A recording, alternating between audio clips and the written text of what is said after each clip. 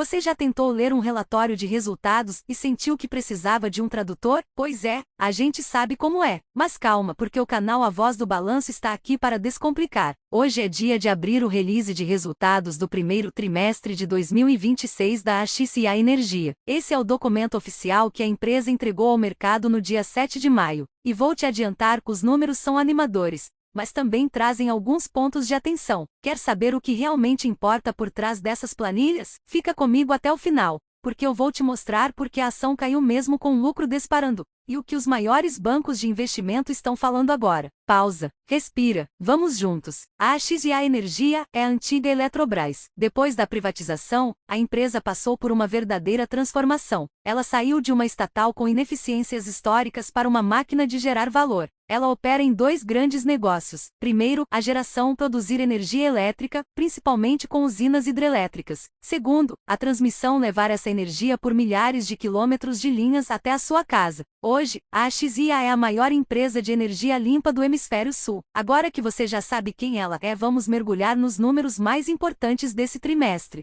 A receita bruta ajustada da companhia atingiu 14,6 bilhões de reais. Isso representa um crescimento de 19% em relação ao mesmo período do ano passado. O EBITDA regulatório ajustado também disparou. Esse indicador nada mais é do que o lucro antes de juros, impostos, depreciação e amortização. É uma medida da capacidade da empresa de gerar caixa com suas operações. Pois bem, esse número subiu impressionante 60%, chegando a 8,6 bilhões de reais. E o lucro líquido ajustado foi de 3,7 bilhões de reais. Isso reverte um prejuízo de 80 milhões registrado no primeiro trimestre de 2025. Em outras palavras, a empresa simplesmente multiplicou seu lucro. A grande responsável por essa virada foi a geração de energia. Esse segmento teve uma receita de 9,4 bilhões de reais, com alta de 34% na comparação anual. Os motivos são três. Primeiro, a empresa descotizou mais usinas. Na prática, isso significa que ela deixou de vender energia a preço de custo e passou a vender a preço de mercado, bem mais alto. Segundo, os preços de curto prazo da energia, o chamado PLD, quase dobraram. Terceiro, a diferença de preços entre as regiões do país caiu, o que favoreceu a negociação. Com isso, a margem de contribuição da geração, que é a receita menos os custos diretos, saltou de 2,5 bilhões para quase 6 bilhões de reais no trimestre. Por outro lado, o segmento de transmissão teve uma receita de 3,9 bilhões de reais, uma queda de 11%. Isso aconteceu por dois motivos principais. Primeiro, o fluxo de recebimento de um dos componentes da tarifa de transmissão caiu a partir de julho de 2025. Segundo, a empresa passou a reconhecer uma provisão contábil de 725 milhões de reais para itens de repasse. Esses são valores que a empresa apenas arrecada e depois devolve ao regulador. Essa provisão não afeta o caixa, mas reduziu a receita reconhecida no trimestre. A boa notícia é que essa queda já era esperada e faz parte do ciclo regulatório. Além da receita forte, a AXIA também conseguiu cortar despesas. O PMSO, que são os gastos com pessoal, material, serviços e outros, caiu 3%. Isso reflete demissões voluntárias, menor uso de advogados externos e mais eficiência. Agora, vamos falar das provisões operacionais. Esse nome parece complicado, mas é simples. Provisão é um dinheiro que a empresa separa contabilmente para cobrir uma despesa que ela sabe que vai acontecer no futuro, mas ainda não sabe o valor exato. Por exemplo, processos na justiça, multas ou garantias com clientes. No caso da AXIA, as provisões operacionais caíram de 86 milhões para 68 milhões de reais. Isso é bom, significa que a empresa está tendo menos sustos judiciais ou conseguindo resolver problemas com menos custo do que antes. Mas o grande destaque é o empréstimo compulsório. Vou explicar de onde vem essa dívida. Lá atrás, quando a Eletrobras ainda era estatal, o governo criou uma taxa na conta de luz. Todo consumidor pagava um pequeno valor extra, que era como um empréstimo forçado. Esse dinheiro deveria ser devolvido depois, mas nunca foi. Muita gente entrou na justiça. Com a privatização, a AXIA herdou esse passivo bilionário. Hoje, ela tem uma provisão contábil de 11 bilhões de reais para cobrir essas possíveis perdas judiciais. A boa notícia é que a AXIA vem reduzindo esse estoque. Neste trimestre, a provisão caiu 2,2 bilhões de reais em relação ao ano passado,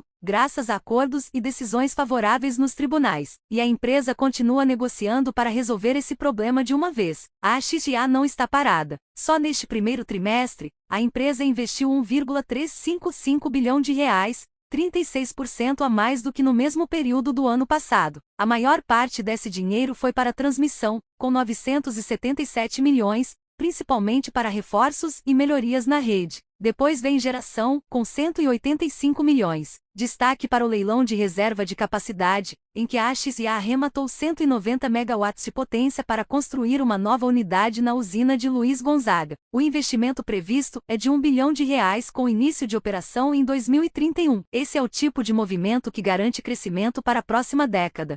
A dívida líquida ajustada da empresa atingiu 46 bilhões de reais, alta de 17% na comparação anual. Mas calma, o mais importante é a relação dívida líquida sobre EBITDA. Esse indicador mede quantos anos a empresa levaria para pagar a dívida com o caixa que ela gera. E esse número caiu de 1,9 vezes para 1,8 vezes. Ou seja, mesmo com mais dívida, a capacidade de pagamento melhorou, porque o EBITDA cresceu mais rápido que o endividamento. O custo médio da dívida também caiu, saiu de CDI mais 0,15% ao ano para CDI mais 0,03% ao ano. Isso significa juros menores no bolso da empresa. Apesar dos números fortes, a ação caiu no dia seguinte. Por quê? Vamos ouvir quem entende. O BB Investimentos manteve recomendação de compra, com preço-alvo de R$ 63,90 para o fim de 2026. Eles destacaram o forte crescimento do EBITDA e do lucro. A Genial Investimentos também manteve compra, com preço-alvo de R$ 69,00, ressaltando o forte desempenho operacional impulsionado pela descotização e pelos preços elevados de energia. Já o Itaú BBA avaliou os resultados como neutros, apontando que o EBITDA ajustado ficou 4% abaixo da estimativa da casa, ou seja, o lucro veio acima do esperado, mas a receita de transmissão decepcionou um pouco. E a XP Investimentos complemento, o mercado pode ter se frustrado com a expectativa em relação aos dividendos, que ficaram aquém do que muitos investidores imaginavam. Agora a parte que interessa: vale a pena comprar? Com base em 13 analistas que cobrem a empresa, o preço-alvo médio para os próximos 12 meses é de R$ 65,90. Isso representa um potencial de alta de cerca de 18% em relação ao preço atual. Algumas casas são ainda mais otimistas. O BTG Pactual tem preço-alvo de R$ 75,00, e analistas do Simple Wall Street elevaram a estimativa para R$ 75,65 logo após o balanço. Considerando o preço atual de cerca de R$ 55,53, a ação ainda negocia com desconto em relação à média histórica do setor. Porém, é importante lembrar, a empresa tem um passivo bilionário com o empréstimo compulsório,